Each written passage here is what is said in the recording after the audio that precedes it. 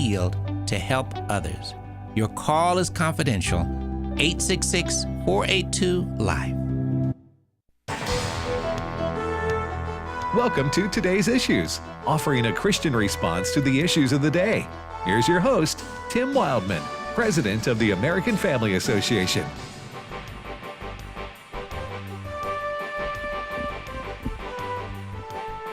Hey, good morning, everybody, and welcome to Today's Issues on the American Family Radio Network. Thanks for joining us here on AFR on this, Tuesday? I know it's Election Day, Tuesday, November the 7th, 2023. Good morning, Fred Jackson. Good morning, Tim. And Ray Pritchard. Good morning, Ray. Hey, Tim, how you doing? I'm doing good. How's everything in Kansas City? Oh, man, it's like spring up here. It's going up to 72 degrees today and 69 tomorrow. This is a little unusual, I think, for early November. So, you know, you were talking last week about Indian summer, and then it got cold, and now we're warmed up again. Good bike riding weather, let's say it that way. Yeah. It's, what is it going to be, 82, 83 where we are in Tupelo today? Yeah, it gets cool overnight, which is nice. It's fine. And then it warms up during the day. It's kind of perfect weather. I love it. No humidity. I mean, I could get used to this. This is Florida in the winter right here. I'm liking it. Yeah. Yeah, well, Election Day. It is Election Day. Some people are calling today the warm-up for 1 year from now, right? The 24 election. A lot of interesting races. We have governor races in Kentucky and in Mississippi. A lot of people are watching those. And then we have in Virginia, school board elections there. Also, Republicans in Virginia hoping to take control of the Senate there so that Governor Youngkin, as he says, can have full control and bring in his agenda. And then in Ohio, and we talked a little bit about this yesterday, there is a big referendum on changing the Constitution. And this is one that we want to take a few minutes on because it's really important to know how to vote. For pro-life people, it is important to vote no. This is a change in the Constitution that the pro-abortions want. And we had a piece on our American Family News this morning from our pro-life reporter, Charlie Butts. And he put it down to this: if Ohio voters don't vote no in sufficient numbers, abortion will be legal up to birth, parental consent will be banished, safety standards will be eliminated, and tax dollars will be used to pay for abortions. So basically, unless you vote no, if people were to vote yes and the yes side was to win, it's open season on abortion. So that's why the pro-life cause has been so important in this, getting the message out to vote no on this all-important Ohio abortion issue. So for those listening in Ohio, today's a very important day. You must find a way to get to the polls, and you must vote how, Fred? Vote no.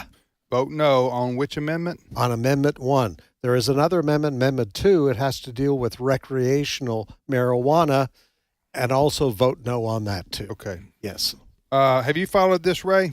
I have, and Ohio has been trending red in the last few presidential elections. We generally think of Ohio as a conservative state, but the other side, the pro-abortion side, guys, they have poured in unbelievable amounts of money. Let's understand, this is not a question of limited abortion access. This is unlimited abortion access enshrined into the Ohio Constitution up until the moment of birth. It is unbelievably radical step to take. I think the thing that encourages me, the governor of Ohio, what's his name? DeWine. He has come out. He has said, vote no on this. And he's exactly right. And that's the one thing that encourages me. One reason why it's important to have good conservative governors in place. But the other side is spending tens of millions of dollars to get this thing passed. So, friends, if you're in Ohio, go out, exactly what Fred said, go out and vote no on Amendment 1. Also, harass your family and friends and fellow church members if you need to. Yes. To make sure they go to the polls today and vote no on Amendment 1. I was listening very to Tony Perkins on Washington Watch yesterday.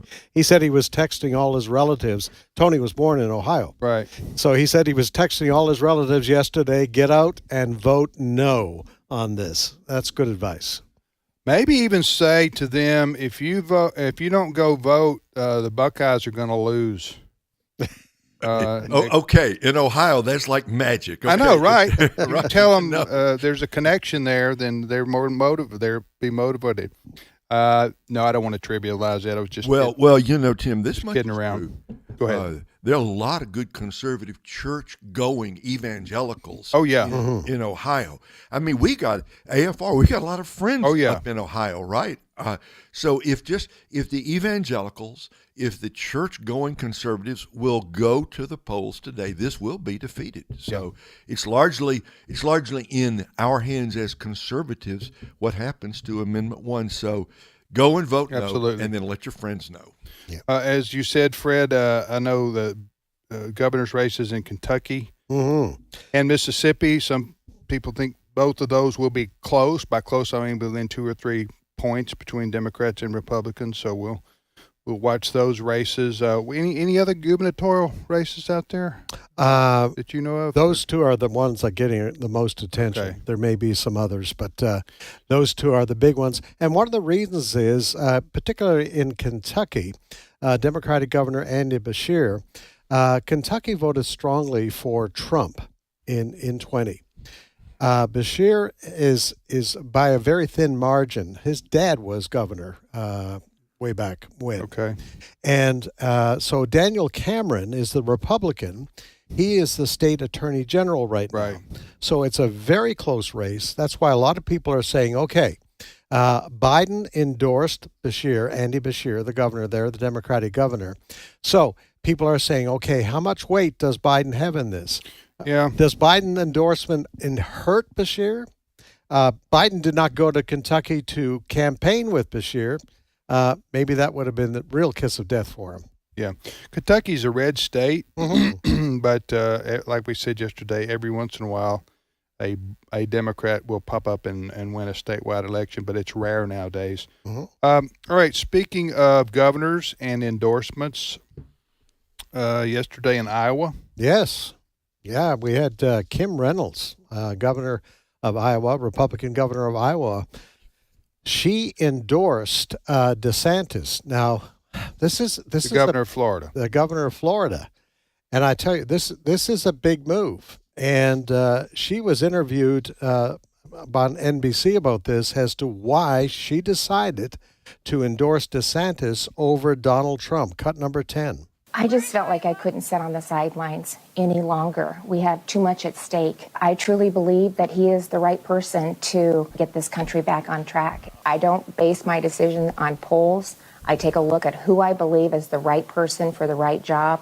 I believe that Ron is the right person for the right job, and I believe he's going to win. Do you believe Trump can't win? Yeah, I believe he can't win, and I believe Ron can. That was Governor Kim Reynolds in Iowa. Correct. Yesterday.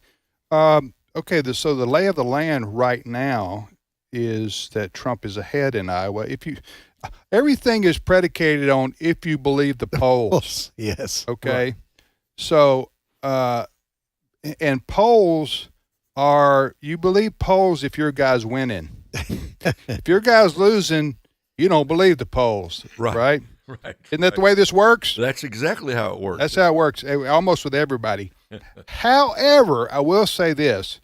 If you see multiple polls and they're basically showing the same thing, I think you've got to say, well, that means something. Okay, so having said that, if you look in Iowa, for example, when you say I've seen multiple polls that show at this juncture Trump ahead by, I don't know, 15, 20, 25 points. It just depends on what poll you're looking at.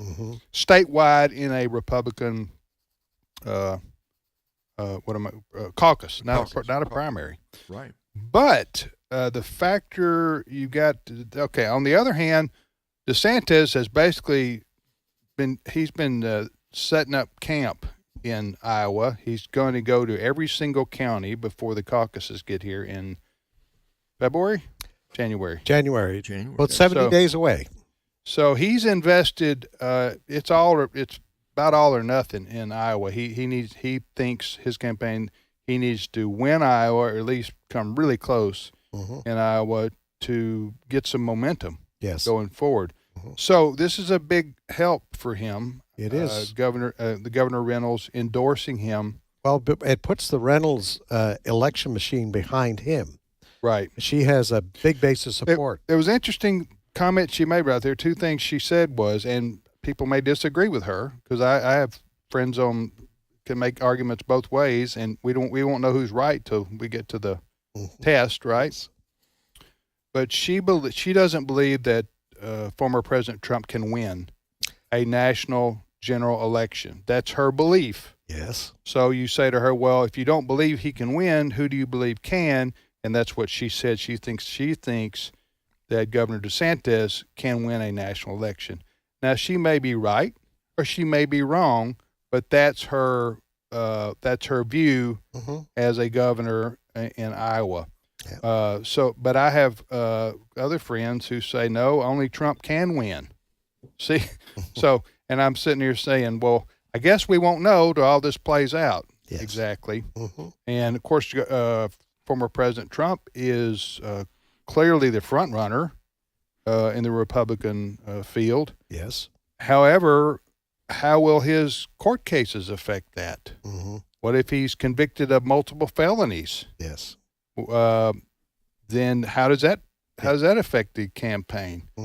And so it's going to be, as we said yesterday, it's going to be crazy. The next year, it's going to be a roller coaster ride, and we'll just have to see what happens. But it is a big feather in the cap of Governor DeSantis, who needed something. Yes. Some good news, right? Because the polls have shown he and Nikki Haley are tied. Yes. Right now, and then you have the debate amongst the Republican primary candidates tomorrow night. Is it tomorrow night in Miami? Tomorrow night in Miami. Yeah. NBC is going to be moderating that. That should be an interesting event too. Lester Holt. I guess. And who else? I'm not sure, but the Fox. Who's on the stage for that? Who's on the stage for that? Well, DeSantis, Nikki Haley, Vivek Ramaswamy, Tim Scott, and former New Jersey Governor Christie. Those five have qualified? They have qualified this time. Okay, the others no. Well, Pence bowed out there about a week ago, and Burgum, the governor of North Dakota. Dakota, did not make the numbers required this time. Yes. In poll numbers. So and support.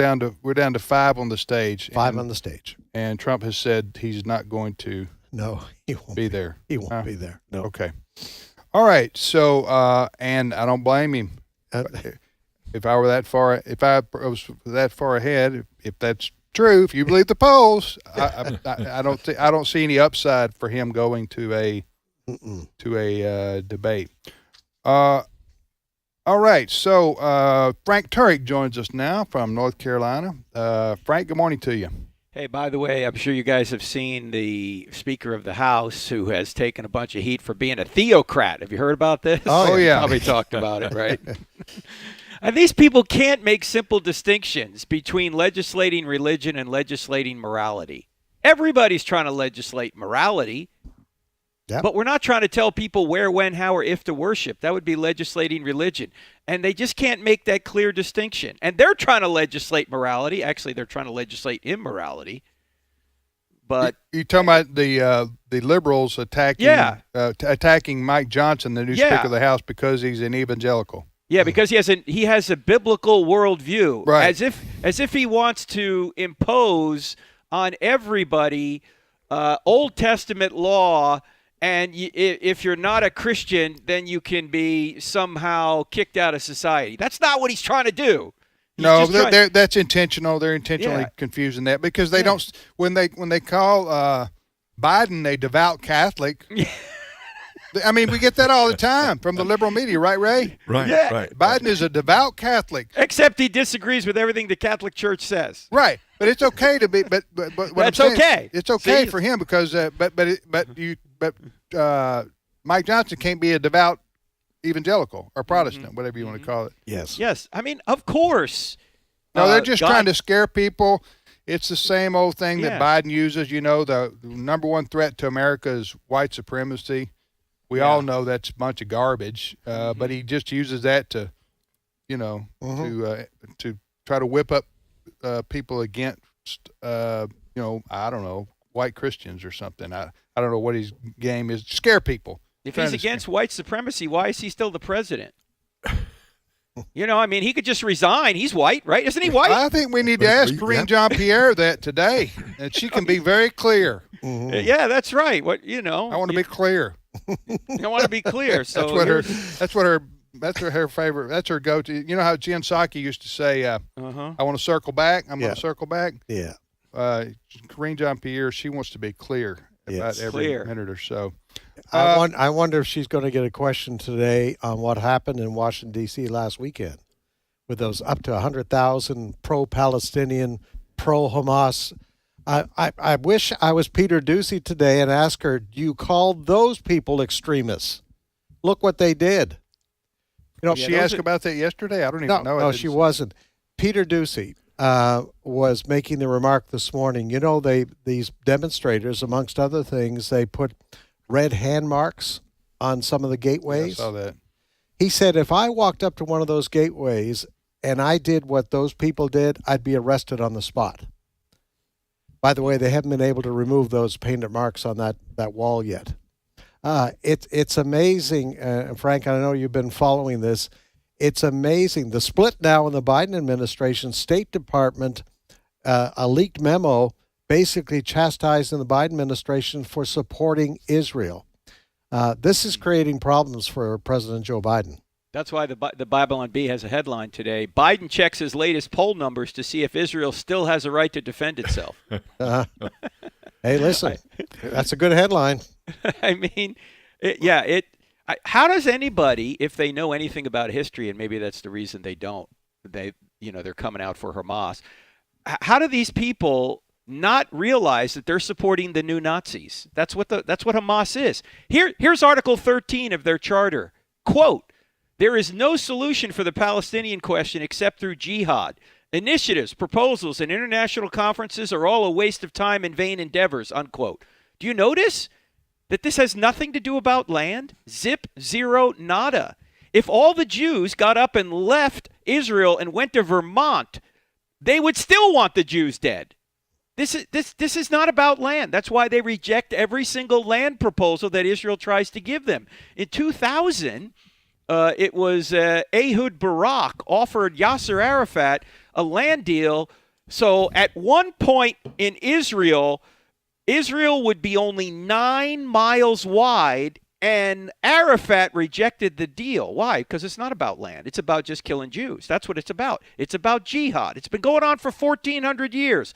That's why there's no and never will be a two-state solution. Clinton got this wrong. Bush got this wrong. Obama got this wrong. Trump got this wrong. Biden's getting it wrong. There is no two-state solution because it's not about land. It's about jihad. It's been going on for 1,400 years. Ray, any thoughts on this? First of all, Frank, thank you for stating what is not just the truth, but is the obvious truth. This isn't about land. This is about one of the leaders of the Iranian Revolutionary Guard a few days ago called Israel, quote, a cancerous tumor that must be removed from the face of the earth. And, well, kudos to him for stating the obvious truth. This isn't just about, give us land. No, it's about wiping the Jews off the face of the earth and eradicating the nation of Israel once and for all. So, I'm actually pleasantly surprised that the United States hasn't tried to stop Israel altogether in what they're doing in Gaza. It's everybody should hate war, but Israel has a right to defend itself and to wipe out Hamas, or else what happened on October the 7th is definitely going to happen again. Ray, imagine if Hitler had said, we need a ceasefire after we started advancing on Berlin. We need a humanitarian ceasefire. What? Yeah. Right. Frank, you go to university campuses a lot. Are you surprised by the level of Israel hatred that we are seeing manifested on university campuses since October the 7th? Well, I'm surprised because it's obviously wrong and it's immoral to be supporting new Nazis. But I'm not surprised because these kids are not taught the truth about history. They have no idea about history. You know, isn't it I mean, we know the Jews archaeologically, forget about the Bible for a second. We know the Jews were in Israel as early as 1406 BC, because when we look at Jericho, the book of Joshua describes exactly what we find in the dirt in Jericho. They were there, and there's other archaeological discoveries which show us the Jews were in the land 1,500 years before that land was ever named Palestine by Hadrian, the 2nd century Roman emperor. So they've been there forever. Now, typically, what people think is, well, if you're in the land first, that's your land, right? In fact, what does the left say about people here in America? Oh, we are the colonizers because we took the land from the Native Americans. That's what they say. But when you go over to Israel, you know who the colonizers are? Israel's the colonizer, even though they were in the land before Palestinian was even a word. Right. Okay. Right. They're the true indigenous people. Yeah. Why does this suddenly get flipped when you go over to the Holy Land? Because it's not about land. Of course not. As you said, and this needs to be said out loud, and the people saying it out loud are Hamas. Yes. In their charter, which you just read verbatim from. Again, Hamas was chosen by the people in Gaza to represent them, if you believe in the election a few years ago. So the Hamas charter is that Israel does not have a right to, I'm paraphrasing now, but although they may say this explicitly somewhere, Frank just read from it, they don't have a right to exist. That is, and basically it's Jews deserve to die. That's basically their charter, and that's why they act out on it. Here's Article 7, Tim. Quote, "The day of judgment will not come about until Muslims fight the Jews, killing the Jews," unquote. You're reading from what? The Hamas Charter, Article 7. Oh, my goodness. Nobody wants to read this. Nobody wants to take them at their word. Yeah, okay? You can't negotiate with that. No. With people who have that as their mission statement, so to speak. You can't negotiate with them. So Israel's realized we can't negotiate with them. We're not going to. And by the way, I think Netanyahu said, Prime Minister Netanyahu said, don't even, I'm paraphrasing again, don't even think about a ceasefire unless they release the hostages. Hillary Clinton said that. She said the same thing? She said a ceasefire would be stupid. I'm a big fan. It would just give Hamas an opportunity to re-equip and rearm. Hillary Clinton said that. Well, Golda Meir, who was the prime minister of Israel many years ago, I'm paraphrasing what she said, but she basically said, if the Palestinians were to lay down their weapons, there'd be no more war. If Israel were to lay down their weapons, there'd be no more Israel. Yes. You know something else I've noticed here, and I'm following it pretty closely. There's not an uprising in the West Bank in support of Gaza that I've seen in any kind of big serious way. I would be talking about Hebron, Bethlehem, Jericho, places like that are where the Arab/Palestinians live, but not Gaza. I think there's been a little bit, but not much. You're not right. Not much. All right, Frank, what is your website? What's coming up this weekend on your show? Crossexamine.org, and we're going to talk about this Mike Johnson situation, the Speaker of the House. The theocrat? The theocrat, yeah, he's a theocrat. Ladies and gentlemen, get out and vote today. Vote biblical, natural law values.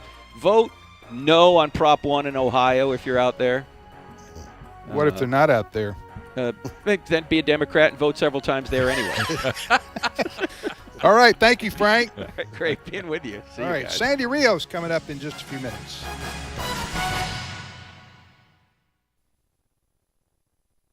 It's my turn. Here is your host for My Turn, Don Wildman. Criticism. All of us, at one time or another, are victims of it. And all of us, sometimes too often, are guilty of it. But there is nothing basically wrong with criticism in itself. It is only that we humans have a way of misusing it. Most of our criticism isn't constructive or even given in a spirit of helpfulness. Most of our criticism is nothing more than our attempt to belittle another's efforts. And that's where the real problem comes in. We have no higher purpose in our criticism than to make someone else look bad. It's too bad that we don't use criticism more like our Maker intended for us to use it, in a spirit of love and concern for those we criticize.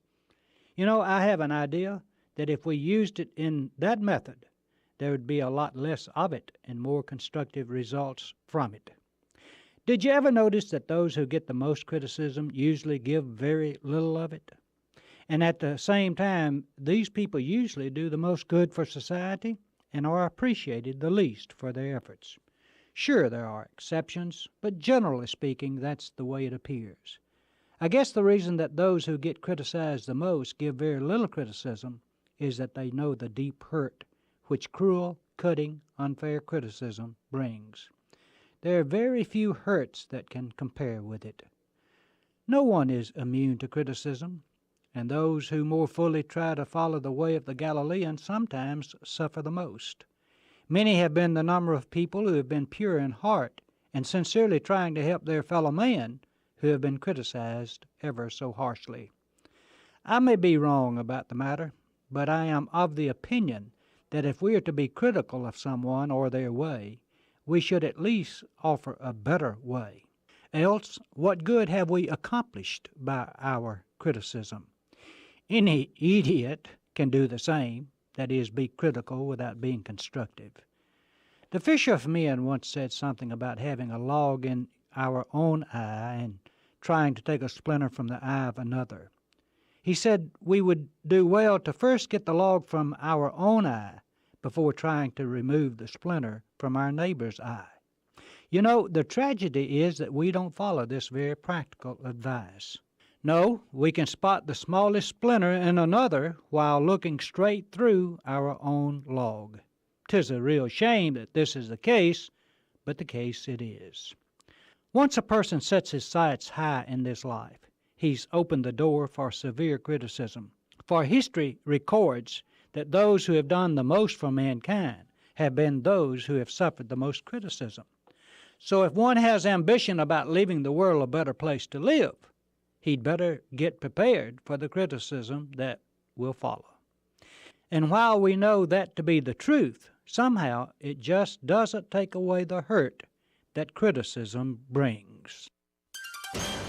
This has been My Turn with Don Wildman, a production of the American Family Association. Therefore, preparing your minds for action and being sober-minded, set your hope fully on the grace that will be brought to you at the revelation of Jesus Christ. 1 Peter 1:13. American Family Radio. This is today's issues. Email your comments to comments@afr.net. Past broadcasts of today's issues are available for listening and viewing in the archive at afr.net. Now, back to more of today's issues.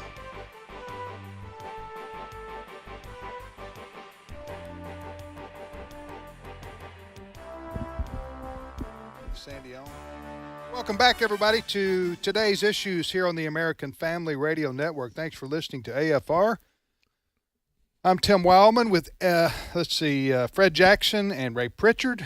Trying to get all my co-hosts right today because Chris is out and Ed's out. They're out till tomorrow. Chris back tomorrow? Is he on vacation or something? No, he's working late to cover newscasts tonight to cover the election results, and then working late tomorrow night because of the debate. Gotcha. Yeah. Gotcha. Okay. All right. Well, we appreciate everybody listening to the program. If you want to send us an email, I'm about to give you that address. The emails need to be positive and encouraging. Okay. K-Love emails. Positive and encouraging. Keep that in mind. Tell us what we're doing right. Right. That's what I'm saying. That's right. Who likes to be told they're messing up? Comments at afr.net is the no. We take constructive criticism. We just give those to Ed. Comments at afr.net. Comments at afr.net is the email address.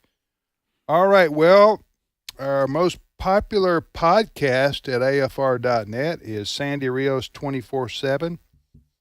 Sandy was a talk show host for us here in the mornings for 10 years, and she switched over to podcasting, and she joins us once every other week or so.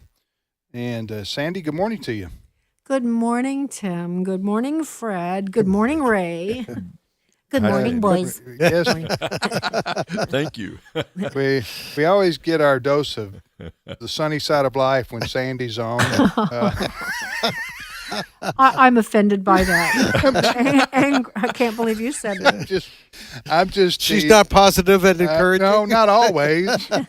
Sandy is a positive and encouraging person on an individual basis, but a lot of times her news is not that way. So the podcast is doing really well. You're getting a lot of good response, aren't you, Sandy? Yeah, yes, we are, and I'm really enjoying the shows. I mean, we've interviewed such interesting people, and I've been through this before. Today, I'm going to be interviewing someone that has been around so long people don't even remember who she is. That's Johnny Erickson Tata. Really? And, Wow. Yes, Johnny has a brand new book, and she and I go back a very long way. So we're going to have a nice conversation, and I'm going to talk also about the John Eastman trial. These will not be airing today, but right. Will they? No. Yeah, but I have to stop and think about that. But the John Eastman hearing in California over his law license. The arbiters just made a decision, and we're going to talk about that too. Are you going to have him on or not? No, John is a good friend, but Right. I didn't ask him because I know he's exhausted. It's been a Right. 3-week ordeal. So I have a journalist who has written 35 pieces on this joining me, Rachel Alexander, to talk about what she saw and how she experienced it. So it should be really good. Gotcha. Well, Sandy, I know you've given a lot of attention to the people that were arrested and put in prison for the January 6th, riot that took place at the and you've given those folks a lot of duly that needed to be it needed to be exposed what was happening to those folks. But you have, Fred, you have a story in front of you that we wanted to ask Sandy about. Yes, Sandy, I think I passed this along last week. Last Friday, a federal judge appointed by Donald Trump and who also happens to be a graduate of Wheaton College sentenced a Marine Corps veteran to nearly 6 years in prison for allegedly attacking police officers during the January 6, 2021 riot. Sandy, surprised for a couple. Now, he's one of 1,200 who have been charged. 1,200 people have been charged. I think you just had to be in Washington, D.C. that day, and you're getting phone calls from the FBI. That's how bad this is. But he got 6 years in prison. He may have shoved a Capitol police officer. Maybe. But I mean, the sentence is being handed out. But this one got my attention in particular, Sandy, because appointed by Donald Trump, but also a graduate of Wheaton College, this judge, U.S. District Judge Trevor McFadden. Well, Fred, this is what's been happening. There's a lot of things to say about this. This just is like a kick in my stomach. It makes me sick because what I know is happening, because I follow this, is that even judges, they don't have a clue. Prosecutors, for the most part, except those in D.C. in the Justice Department, they know exactly what they're doing. But it is so in the DNA of American law enforcement and prosecutors and the legal community that January 6th was some sort of an insurrection, and all of these people are horrible, no good people. They've been branded that way, insurrectionists, that no one takes time to really think about what they're doing, and they don't really look into the situation. In fact, I just pulled an article this morning. Barry Loudermilk, who is a congressman from Georgia, has just released the images from January 6th. Kevin McCarthy had said a long time about that, but he didn't. And one of the videos that he released was a U.S. Capitol Police Sergeant, special agent called David Lazarus, who testified against the Oath Keepers in a trial. Now, the Oath Keepers have gotten horrible sentences. I mean, years and years, horrible sentences. But because of this video, we know as of this article came out yesterday, that U.S. Capitol Police Special Agent David Lazarus lied on the stand when he accused these particular Oath Keepers of doing what he said they did. He lied. And we know that because of the video evidence. And that's because and by the way, this David Lazarus was an assistant. She was assigned to Nancy Pelosi. So that's interesting, don't you think? Yeah. So there are so many lies and such lack of evidence. You know, I was just looking at the article that you sent, Fred, and this Marine Corps served 9 years in the Marine Corps, deployed to Iraq, combat engineer, worked for the State Department, specializing in South America.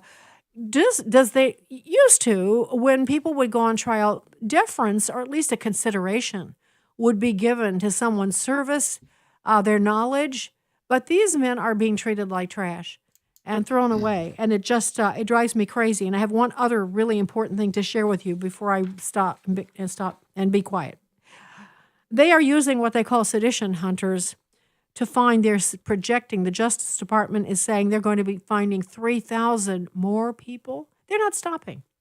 And they have kind of outsourced this to civilians. And so I saw an article on this, and I saw actually a video too of people bragging about how they were, trolling the internet, trolling Facebook, trolling anything. There are people that are still calling in their neighbors, their relatives that they suspect went there on January. This just went there, and the Justice Department is still looking for 3,000 more people to charge with something. Sandy, do you know what has bothered me most about this? I guess what's bothered me most about this, I'm talking about the way that the people who got in trouble with the law over January 6th is that they were put in prison in Washington, D.C., jail, if you want to call it that, without trial or legal representation. Is that true? Absolutely. Held without bail, held without being charged. How is that even charged? But that's unconstitutional. Yeah, absolutely. And with food withheld, medicine withheld. You know this. You know this from talking to family members, or know that? Yes. Okay. I know this by reporters. I know this. I know this from congressmen like Louis Gohmert, who's been in the prison. I have a lot of sources on this. Okay. And I believe you. I'm just asking for those sources. But so I'm happy to affirm that yes, I'm not. This is not like extrapolation on my part. And I know that the guards are Nation of Islam. They hate these men. They hate them, and they're the ones that have been overseeing their treatment in the D.C. jail and other places too. It's sickening, Tim. They've been beaten. They've been not allowed to see chaplains or have any kind of religious services. They've been handed out Korans.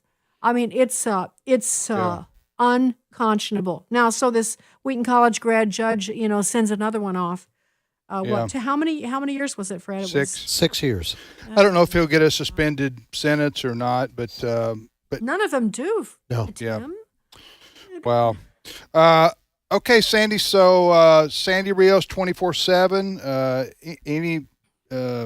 So you'll have an interview with John Eastman coming up.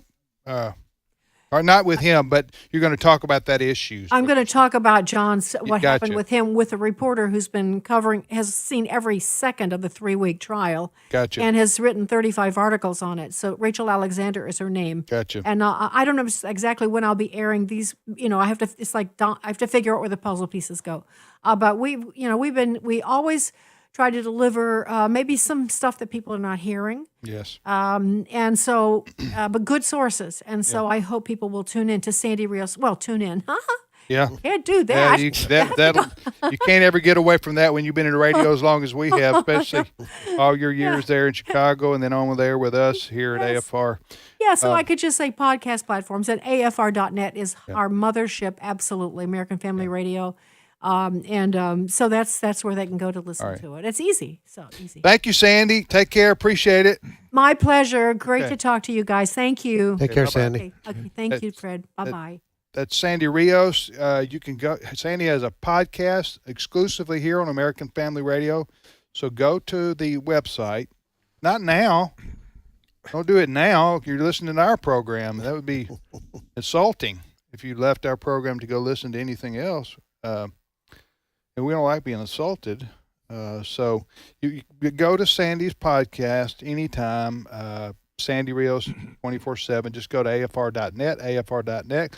Click on podcast and then click on Sandy Rios 24/7. Ray, what did you? Hey, I any want to thoughts? make Go a ahead. comment about Yeah. what Sandy said, because she went over it so fast. 3,000, she called them sedition hunters, that they're out looking now, looking to find more people who were there in Washington on January the 6th to charge them. You know, guys, this kind of reminds me of the famous line attributed to Joseph Stalin, find the man, find the crime.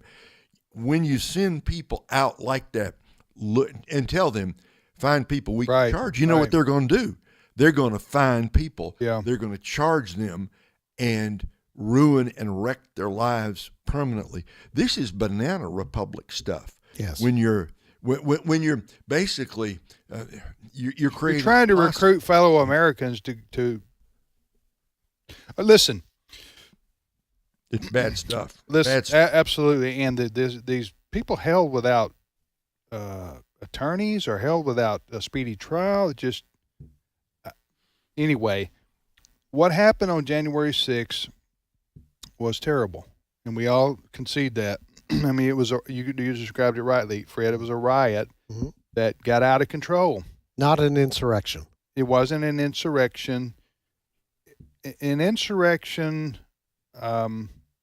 if it was an insurrection or a coup, it was the worst one in history.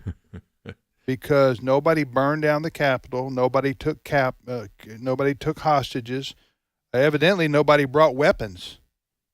So they did. Those people didn't come with the intention. And obviously, there were hundreds of thousands of people, not hundreds of thousands, but hundreds and thousands of people there. But that was a situation where people's emotions got out of control. Somebody went into the, shouldn't have. They shouldn't have gone in. You can't do that. You can't completely lose law and order. But the problem is proportionality here. The sentencing doesn't match the crime. If it, you know what I'm saying? I think that, and everybody's seeing that for what it is on these folks. I remember hearing from an FBI agent. I knew somebody who knew an FBI agent personally, and they said after January 6th, they were told, drop everything you're doing and find these people. Find everybody who was there at the Capitol. Now, you can't charge a person that didn't go in the Capitol, right? You can't charge them. That hasn't happened. Huh? Well, no. Well, unless no. No, wait a minute. Yeah, unless you were outside the Capitol and you started beating up police officers, for example. Well, there have been some people charged, though, that weren't there, but they've been charged with conspiracy. You talking about like the fella, Ray, you know who we're talking about? What was the gentleman's name? The Proud Boys guy? Yes. Conspiracy. Well, what they said right there was he planned the what they called an insurrection or the riot. Yeah. He was part of masterminding it. I don't know all the details of that, but I was wrong to say you had to go in. You didn't have to go in. You can be accused like this guy here, I guess, this ex-Marine, of assaulting a police officer. Well, I think the stiffest sentence that I've seen, I believe so far, is 22 years. Yeah, see, it's ridiculous. 22 years. Yeah. And so, anyway, I'm glad Sandy's given it proper attention to this issue, and we certainly pray for those people. You know, the Biden administration talks a lot about threats to democracy. Right. You know, and talks about white nationalists and all of those people, that they are a threat to democracy. Well, as Sandy just pointed out, the kinds, and you too, Ray, the kinds of what has happened there with these January 6th, this is Banana Republic stuff. This is dangerous. This, I go back to the other example of the pro-life person there in Pennsylvania. He was with his son demonstrating outside a Planned Parenthood clinic in Philadelphia, got into an argument with a Planned Parenthood defender, and what happens is a dozen FBI agents show up at this pro-life person's home. A dozen FBI agents with heavy weapons. Yeah. Right. I mean, this is unheard. This is America. This is not supposed to happen. And by the way, the charges, he was found not guilty. Mm-hmm. But does the FBI send 12 armed agents to surround the home of a pro-Palestinian demonstrator in Washington? Mm-hmm. I don't think so. Mm-hmm. Whoever put the red paint, with their palm prints on the gates there. Yes. At Washington, is anything going to happen to them? I'm I'm a little surprised that those protesters in Washington, D.C., the pro-Palestinian, pro-Hamas, last Saturday, was it? Yes. Were able to get that close to the White House because I know visiting the White House 2 or 3 times a year as a tourist and leading tour groups, there's a barricade at least 50 yards away probably now that you have to stand behind. You can't even, at least last time I was there, you couldn't even walk on the street when you used to be able to walk on the street, which is right in front of the north side of the White House. So I don't. That's go ahead. Peter Ducey was on this morning. He's a White House reporter for Fox. He was saying Pennsylvania Avenue will be shut down sometimes if a backpack is found on a sidewalk. They shut the whole thing down. Peter Ducey was kind of asking, last Saturday, they didn't shut Pennsylvania Avenue down. They let these people go right up to the fence. Mm-hmm. And they were reaching through. They left things on the fence, and then something's wrong. Yeah. All right, you're listening to today's issues on the American Family Radio Network. Tim, Fred, and Ray, we thank you for listening to our program. Again, today is Election Day, so make sure you go vote. All right, what's the next topic, Fred? Well, we kind of mentioned this when we were talking to Frank about what's going on our university campuses, the hatred against the Jewish people, and the support for, let's face it, for Hamas. Well, this morning on Fox and Friends, they interviewed a Union College professor, Union College in New York. Stephen Burke is the professor. And he was disappointed that his college didn't rebuke one of his students who in class called out for a Jewish genocide. And there was a college official apparently in the class that day and said nothing. This is a student calling for the execution of Jews. And the college did nothing. Here's this college professor, Stephen Burke, cut number 6. But there's a lot of hate out on campus. What really surprised me was the reaction of the administration. The Vice President of Academic Affairs was in the audience. She heard it. She didn't do anything. At the end, she got up and made what I thought was a self-serving speech and did not rebuke the student. And then yesterday morning, the president of Union College issued a statement, a long letter, supported by the chairperson of the chairwoman of the Board of Trustees, in which they actually conflated me with the student. They said they didn't condone what the student said, and they didn't condone what I had said in rebuking the student. That's absolutely amazing. Can you imagine a scenario where instead we're not talking about genocide for the Jewish people, but if a student got up in class and called for the expulsion of all transgenders on campus, what would have happened to that student? Oh, wow. Gone. They'd be gone. Gone, period. But you call for the execution of all Jewish people, and the administration gets up and says, oh, well, it's emotional. So what? Freedom of speech. Of speech, all of those things that we're seeing. Mm-hmm. Tony Perkins on Washington Watch last night had a guest on, and the suggestion that they made against, Harvard has this billion in its endowment fund. Those universities that are tolerating this anti-Jewish movement on their campuses, they ought to be penalized. They ought to be penalized for what's going on there. But this has been brewing for a long time, and it's one of the things that's coming out in this story, that there is a problem amongst our young people. Frank was just talking about this. They've never been taught the truth. They've been taught lies about what's going on with the Jewish people in the Middle East. Yeah, this is a big problem for the Democrat Party too, Ray, Yes. because they are divided. Deeply divided between the people who on one hand, one part of the party wants to support Israel, supposedly President Biden and others, and there's clearly not just a pro-Palestinian faction, but they are against Israel, and they are against what Israel is doing in response to the attacks of October the 7th. I don't know, Tim. I don't see any way to get the party unified, because they won't.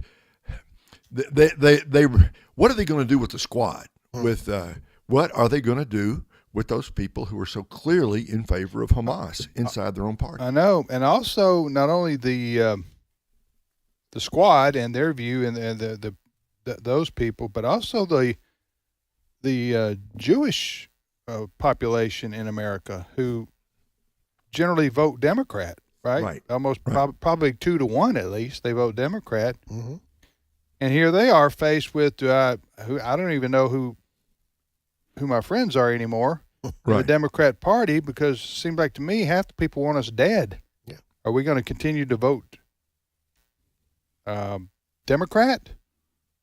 I think a lot of the Jewish people in America who have voted Democrat, they are secular Jews for the most part.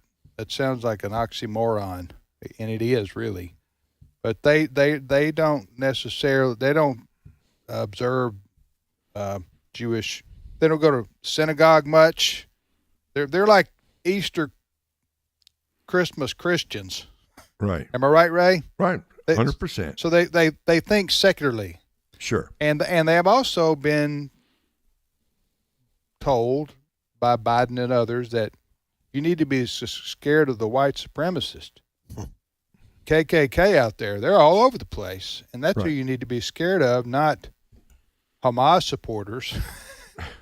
Huh? Mm-hmm. And so I just wonder if there's going to be a rethinking, perhaps, in the American Jewish population, which they only represent, I think, 2 to 3% of the vote. But still, in New York and in Florida and some other places, there's a significant percentage of Jews, enough to make a difference in an election in those states in particular. So anyway, what do you? I wonder what percentage. Do you know what percentage, Ray, would be considered practicing Jews? It's a small percentage, Okay. right? The vast majority are, you wouldn't necessarily call them non-practicing. They show up on maybe the high holy days like that, but they are not devout. You certainly have the Orthodox and the ultra-Orthodox. That's a different category, right? But for so many of the Jews, well, and they are secularized. I don't want to call them purely secular, but they're secularized. And what are they going to do? What are they going to do next year? Right. How are they going to vote? Right. Who are they going to decide really represents their interests? Mm-hmm. All right, we will be back in 5 minutes with more of today's issues on the American Family Radio Network. We'll see you then.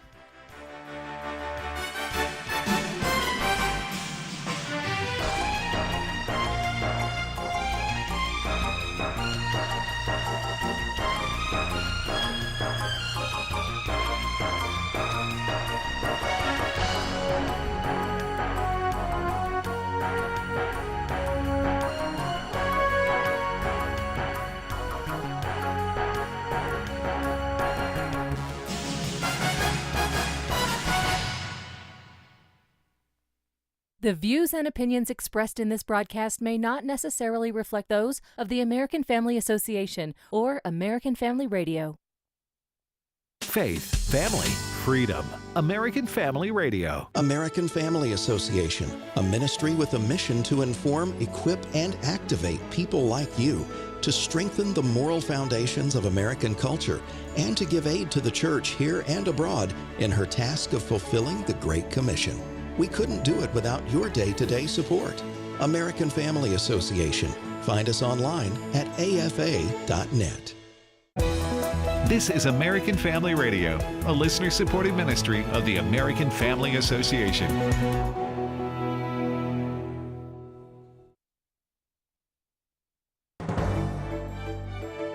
American Family News, I'm Rusty Pugh. Election day is today, and in Virginia, voters will decide if Republicans will gain full control of the state government for the first time in a decade. Virginia Governor Glenn Youngkin says prior success will help the GOP cross the finish line. We've determined that we are going to finish the work we started in 2021. We've delivered results, 230,000 more Virginians working. We've stood up for parents and put them back in charge of their kids' lives. It has been a month since Hamas's attack against Israel, and the Israeli army continues to push into Gaza in an effort to eliminate Hamas. New York Congresswoman and House Republican Conference Chair Elise Stefanik says no matter how long the war is, the United States will continue to support Israel. We stand with the Jewish community, and we stand like a rock, as our speaker said, with our most precious ally, Israel. We will do everything in our power to ensure that Israel has the resources to return every last hostage to their family from these Hamas terrorists. There has still been nothing done in Congress about pro-Hamas Representative Rashida Tlaib's vocal support of terrorism and the destruction of Israel. She flies a Palestinian flag outside her office, openly praised terrorists who killed innocent Israelis, and openly criticized the president for supporting Israel. Senator Katie Britt of Alabama says this is completely unacceptable. We have to stand firmly with Israel. Those people calling for a ceasefire need to realize there was a ceasefire. It was October 6th, and Hamas has chosen this path, and their path is brutality. It is completely and totally beyond comprehension what I saw when I was in Israel 2 weeks ago. And anyone who thinks that they are not going to do this again not only is wildly misled, but isn't listening to Hamas. They said that they will continue the attacks just like October 7th over and over and over again until they eradicate the Jewish people. Meanwhile, rallies and demonstrations in support of the Hamas terrorists continue across the country. Townhall.com political editor Guy Benson got caught up in a pro-Hamas rally as he tried to go out to dinner with his family in Washington, D.C., and he was shocked at what he heard. I was paying attention to what was said at this rally earlier in the day. One of the speakers, I just want to quote this directly, he said at the D.C. rally, quote, "Decolonization ain't a metaphor. Palestinians have a right to rebel. They have a right to free their land from the river to the sea by any means necessary." And then for emphasis, he repeated, and I do mean any means necessary. Wow. And that got a big cheer. I don't know how to interpret that other than support for the butchery of Jews by Hamas. Gun purchases continue to climb in America. Bronson Woodruff has more. A monthly report from the FBI looks at the number of background checks run during the previous month for new gun purchases in the country. It doesn't count the purchases per se. It counts the number of times a background check was run, which is required when you buy a gun. Mark Oliva of the National Shooting Sports Foundation. And people are taking ownership of firearms very seriously. National Shooting Sports Foundation is the firearm industry trade association. They report that October of this year marked the third highest October on record for number of gun purchase background checks. It also marked the 51st month in a row that there were over 1 million adjusted background checks for gun buys in the country. We saw that 1.3 million background checks were conducted for the month of October. This happened during the conflict in Israel. People were looking at what it means to have a Second Amendment right here in America. And, of course, all that followed along with it here in America with the anti-Semitic remarks and language that's been happening. People are taking it into their own consideration that they need to protect themselves. Oliver says they're definitely seeing that people are showing a continued interest in Second Amendment rights. But are people buying weapons in response to the conflict in Israel? Since we don't have a national firearm registry in America, I can't tell you that I didn't own a gun yesterday, but today I do. But Oliver mentioned reports happening on local levels around areas that are predominantly Jewish communities. There have been more Jewish Americans going into their local gun stores, asking questions and learning what it is to become a gun owner in their communities. I'm Bronson Woodruff. A barrel of benchmark U.S. crude oil fell 2.7% below $80 and is back where it was in August. More news online at afn.net and the AFN mobile app. I'm Rusty Q. AFR programming is now available on Alexa. You're joking, right? Nope, not joking. Seriously? Yep, this is not a drill. Wait a minute. No way. There's a way, the Alexa way. So if you just happen to miss your favorite shows, no worries. You can now listen to each podcast with Alexa. It's simple and it's free. Just visit afr.net/apps and click Alexa. We're not joking. Today's Issues continues on AFR with your host, Tim Wildman, president of the American Family Association. Hey, welcome back, everybody, to Today's Issues on the American Family Radio Network. I'm Tim Wildman with Fred Jackson and Ray Pritchard, and we thank you for listening. Joining us now in the studio is Steve Paisley-Jordahl. Good morning, Steve. Good morning, everybody. You're wondering, and you're a new listener, and you're wondering, why is that Steve's middle name? Might as well be. I gave Steve that name because he oft wears Paisley. He's wearing it today. And you got it on today. Absolutely. Yeah. Wearing donning. That's the first time I've used donning all year. It's in November. Donning a Paisley shirt there. I consider myself a fashionista. You ought to form the Paisley Party. Sartorial splendor. And run for office under the Paisley banner. Yeah, new party. That's what we need. Another party. Right. All right, so we thank you for listening to AFR today. Fred, before we get to Steve's top story, we wanted to mention a couple of things. Steve can comment on this, but a couple of things having to do with anti-Semitism in America that seems to be growing. Oh, no question about it. We have demonstrations. Most of the demonstrations so far have been pro-Palestinian, pro-Hamas. There was an encounter, though, in the last 48 hours in Ventura County, California, Southern California. There was a pro-Israel group of people, but then there was also this pro-Hamas, pro-Palestinian group, and there was an encounter. One of the elderly Jewish man, Paul Kessler is his name, he had a physical altercation, the police are calling it, with one of the pro-Palestinian protesters, and Mr. Kessler fell backward, struck his head on the ground. According to a statement from the Sheriff's Department, Mr. Kessler has passed away. Police are now say the autopsy was done. He died of a blunt force head injury, and they are now considering it a homicide, and it may be called a hate crime. And so this is it's being investigated, but it's one of those things. The tensions are extremely high right now. With what's going on between the Palestinian community and many times, in this case, the Jewish community. But then there's another story out of Indianapolis. Police there have arrested a woman who they have labeled a terrorist after she drove her car into a building that she thought was a Jewish school. However, in reality, and I guess she thought it was a Jewish school because they had a logo on the outside that included the Star of David. But the reality was there were other markings on that Star of David. In fact, it was a group of anti-Semites. So she has been charged and arrested, 34-year-old woman, preliminary charge of criminal recklessness, but they're also considering a hate crime against her. So those are just two incidents, one in Indianapolis, one in the Los Angeles area.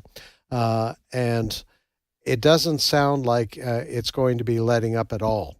The tensions are extremely high right now. We saw, as we've been talking about, the huge demonstration in Washington, D.C., and some of the interviews that were done, including people who believe that Israel should be wiped off the face of the earth. It's bringing out the anti-Semitism that has been there for a long, long time. And it's something that this administration is going to have to deal with. But as we're pointing out just before the break, there is a divide within the Democratic Party right now. Mm-hmm. I just wanted to Jared Moskowitz, he's a Democrat from Florida. He is calling out Rashida Tlaib, who is kind of the leader amongst Democrats against the Jewish nation. And he says, he's a Democrat, he's Jewish. He says Rashida Tlaib should be censured for her comments on the Israel war. Cut number 5. And the final solution means exactly what Hitler meant it mean. From the river to the sea is calling for the destruction of an entire country. Period, full stop. And so look, the Congresswoman has a First Amendment right. She can say whatever she wants. But at the same time, Congress has the ability to express their displeasure with a fellow colleague of ours calling for the destruction of a country. So the divide is in That's the two Democrats? Two Democrats, yeah. Rashida Tlaib and Jared Moskowitz. Is he Jewish? Yes. Okay. Yes.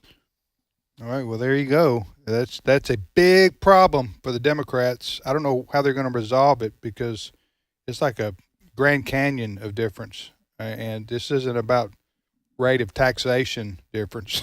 No. Or, regulations or whatever. This is a worldview that's irreconcilable, at least to me at this point. And you had Tlaib the other day. She made a video threatening Joe Biden. Yeah. That you better stop. Not physically. Not physically, but threatening Joe Biden, saying, 2024, we're going to remember this, Joe Biden, right? That you supported. What are they going to do? Vote Republican, though? I don't know where they go. Wouldn't surprise me, guys, if 10 years from now there's 4 political parties in America. Could be. They'd have to, because it would never survive with 3. Right. I wouldn't be surprised if 10 years from now there are 4 viable political parties. I could see that. What would those 4 parties be? Well, let's say the Democrat Party divided along the lines right here of over Israel. Yeah. Again, I'm thinking on the go here, which isn't always good for Tim. We got you, Tim. Okay. It would probably be socialist and then Democrat. Like the squad would go to one party. Yeah, I'm just saying this is a divisive issue, so divisive that you just like Tlaib is saying, you're going to vote for somebody else. So maybe 20, 25, 30% of the Democrat Party says we're not, we're not going with the traditional Democrats anymore. We're going with another party. Forming another party. Sort of like a hard left party. Yes. But it's not just this issue. You got Joe Manchin in West Virginia. Yeah. He may leave the party over the energy issues. Yeah. Petroleum, the climate change, the radical climate change. Yeah. There's a lot of different things. The Republican Party could split up too. Who knows? America first and establishment. You could go, huh? America Well, first it would depend on what happens post Donald Trump. Yeah. Because right now, for a lot of people, the Republican Party is whatever Donald Trump says it is. And then there are a lot of people who say, no, I don't like that. I want it to be more about principles. And so I'm saying that. But, Mr. Trump, former President Trump, one way or another will be, either he will be elected president or he will not be. So one way or another, that will be. You think he's going to go away if he's not elected? Well, he will have to go away after 4 years. Well, if he's not elected, if he was not convicted and he is elected, he'll be president for 4 years. Yes. And that way, that's what I'm saying. Whether it's this year or 4 years from now, post Trump, what does the Republican Party look like? Would be my question. That it could divide, it could split up. I mean, we've had that happen in our history. Now, Republican and Democrat have been the 2 main parties for 100 years. Mm-hmm. So that's lasted a long time. The Democrat Party could have split up over Bernie Sanders and Hillary and Joe Biden, but it didn't. They held their coalition together. You remember that? Because basically Bernie Sanders was beating everybody in the Democrat field in 2020, and that's when the Democrats' leadership said, we can't afford to put Bernie Sanders up there. Americans are not going to elect a socialist, but we got to have somebody that can win, and Biden is the best chance. And so they all coalesced around him, and even Bernie Sanders probably resented having to do it, but even he endorsed Biden and they got their coalition back together, which does normally work in politics. You have divisions in politics, and in the end, Republicans rally against around whoever the Republican candidate is, and the Democrats do the same. Was it Teddy that was the last non-Republican, or didn't he get elected by the Bull Moose Party at one point? Look that up, Steve. That'd be a good trivia question. There you go. Okay. Don't listen to everybody. The Bull Moose Party? Was, whatever happened to them? Yeah, where'd those guys go? Right? Hunting season came along and they're gone. And they just vanished. Sounded like an elk club or something, or a civic club. Teddy Roosevelt was elected. By what? Bull Moose Party. I thought he was a Republican. Well, he was. I think he did 2 terms. Teddy? You're talking about Teddy Roosevelt, right? Teddy, yes. He was nominated as the Bull Moose candidate, I guess. So, I thought he was a Republican. Well, he was. He was. Well, so where's Bull Moose come in? Are they part of the Republicans? I'm going to have to get back to you on that. All right. I think it was a third party that they tried to get him elected on, but it was a strong challenge. So, I got you. Hey, 2 more important matters. You got a story to talk about, right? I do. Go ahead. All right. The insurers are speaking up. These are people that insure the largest insurance companies. They have a coalition together. It's called it's the largest insurers, and they are saying that they have seen an alarming increase in deaths and death payouts among young and healthy people. They're saying that Americans in their prime of life are inexplicably dying at a record pace, causing a monumental outflow of death claims, and they're wondering whether or not the insurance industry can weather this storm. Insurance deaths saw death benefits rise 15%, more than 15% in 2020, the biggest one-year increase since the Spanish flu epidemic, followed by a $100 billion in payouts, nearly double the historic norm. And they're arguing over whether it's COVID and or the vaccine. Y'all mentioned fentanyl in our story meeting. In this article, they don't mention that at all, but I think it is a factor. But a large amount, the Society of Actuaries are reporting this. Well, the reason I wanted to, I'm really careful, and in our show prep meetings that we have here, we're really careful to not present information that's unsubstantiated or sometimes I guess we do speculate. That's part of the talk show business. But if we're going to bring up something as serious as what you're talking about, we won't have some kind of credible source. And you're saying this is coming from the insurance industry? It is. And repeat again the headline here. Insurance industries say they are alarmed by a surge in deaths among young people. An almost unsustainable surge in death, up 15%. Do they say what the cause of death is? The leading cause of death? Do they say that? No, they're debating that. In this article, they're debating between whether it's COVID, long COVID, or the vaccine. There's the They even mention the vaccine in there? Yes. The study itself, this is Children's Health Defense. It's a website where I got this.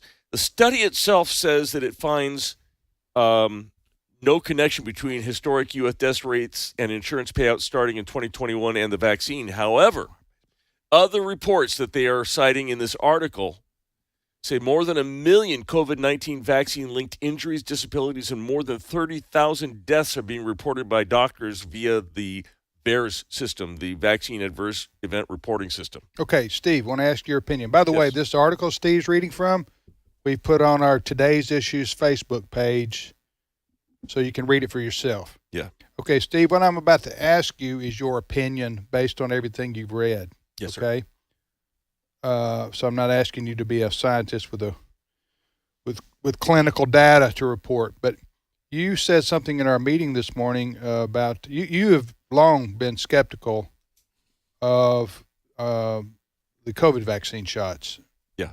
As being harmful on a scale that the medical professionals aren't willing to talk about, right? Some aren't willing to talk about. Some aren't willing. Some are, but they're on the outs. So, what were you saying this morning about the COVID vaccine itself that may be happening here?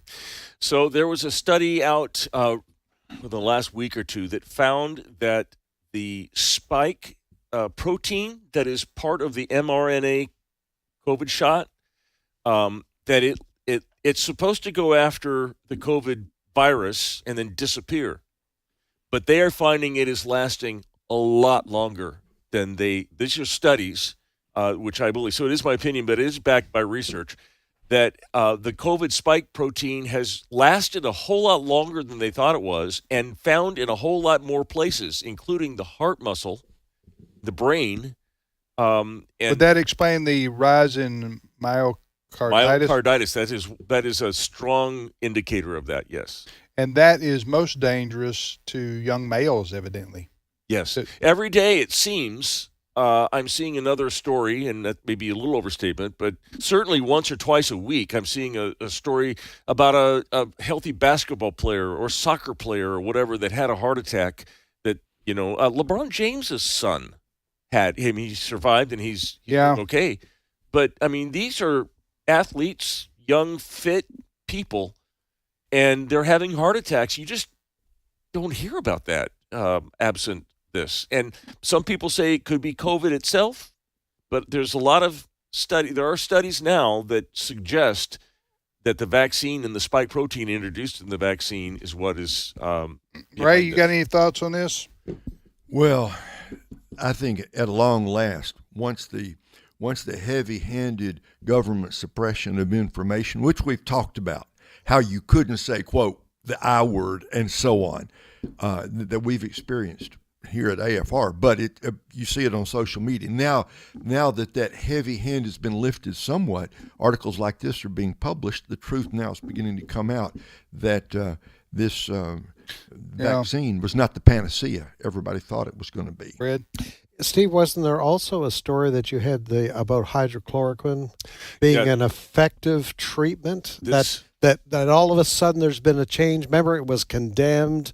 The CDC, Fauci, and everybody else saying how ridiculous. Of course, the media chimed in with Fauci. Yes, it's horse medicine and all this kind of stuff. But now they're coming out and saying, "Oh, wait a minute! Now we think maybe hydrochloroquine would be a good treatment." This is the National Institutes of Health. Oh, really? Yes.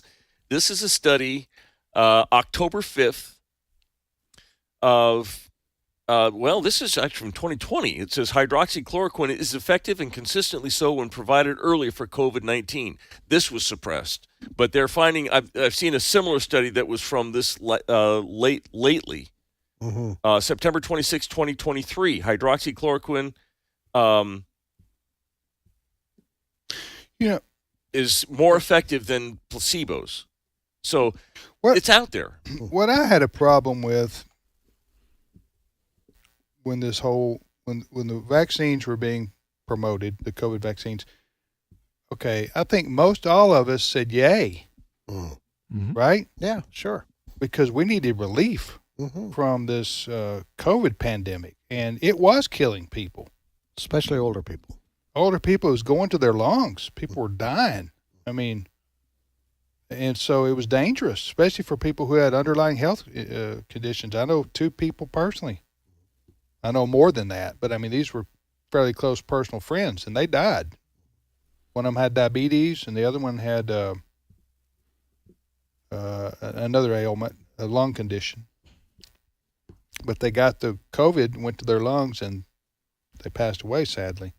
So, I mean, it was dangerous, especially early on, and that second round. However, when the vaccines came out, the COVID vaccines came out and were being pushed and promoted, I think what a lot of Americans resented was we were being told that if you didn't get this, that you were being irresponsible, you were, quote, killing people, and you were a science denier. Yep. Remember that? Joe Biden says you weren't a good patriot. We were being unpatriotic. Okay. we were being shamed publicly. All right, but the same people would say that were saying it's an experimental vaccine shot. And I'm going, why does somebody want to shame somebody for not taking an experimental vaccine shot that we don't know the long-term implications of taking it? How can you know the long-term ramifications of taking a shot if you haven't had a long-term? Right. That's right. So, yeah, a lot of medical professionals did say, well, this is safe and effective and it's not going to have any long-term. Well, what did you expect them to say? A lot of them, that they were pushing and promoting the vaccine shots. And I at the time I thought, well, if you want to take the vaccine shot, go for it. Right? Go for it. But don't try to guilt trip people who don't want to take it, because it is not a time-proven vaccine like smallpox, for example, or polio. It's been around for decades and decades. This is something that you don't know. You don't know exactly what the long-term implications are on somebody's health from taking a vaccine like was being promoted. Does that make sense? And Tim, go ahead, Ray. The real problem here is that you were being punished. Yes. If you were being punished, if you even dared to ask those questions. Right? Yes. So you couldn't even say what you just said without getting blackballed. People in our military were, Fred knows this firsthand, he had a family member. Were thrown out. Because they wouldn't take an experimental shot. That's just not American. That's thousands of military people. And we all know people who lost their jobs. Many are listening right now, lost their jobs because they wouldn't. Yes. Healthcare workers.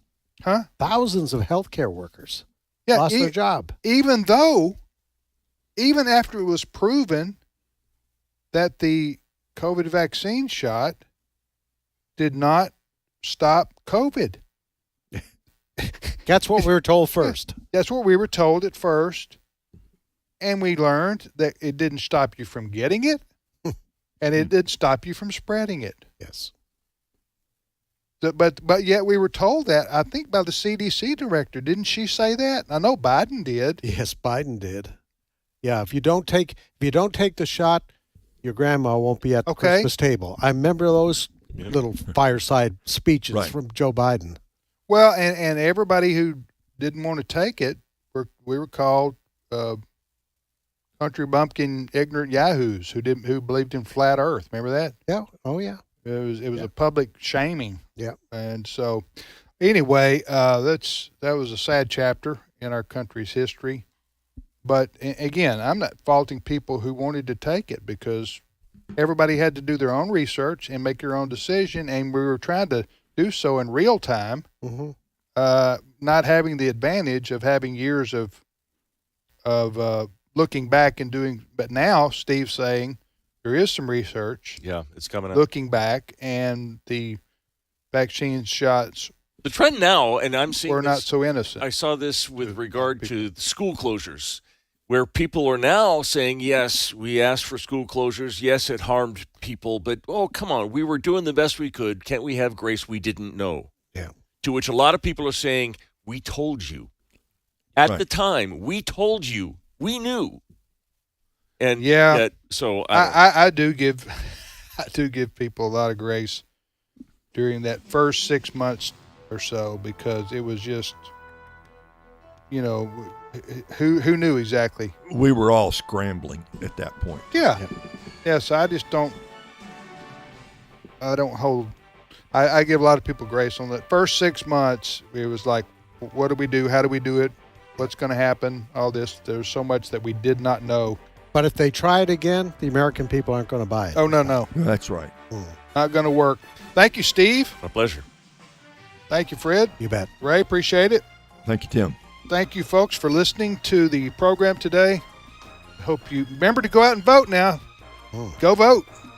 Go vote today. Today's voting day, and we'll know what happens tomorrow. Hopefully. That's the way it works. We'll see you tomorrow. Everybody, take care.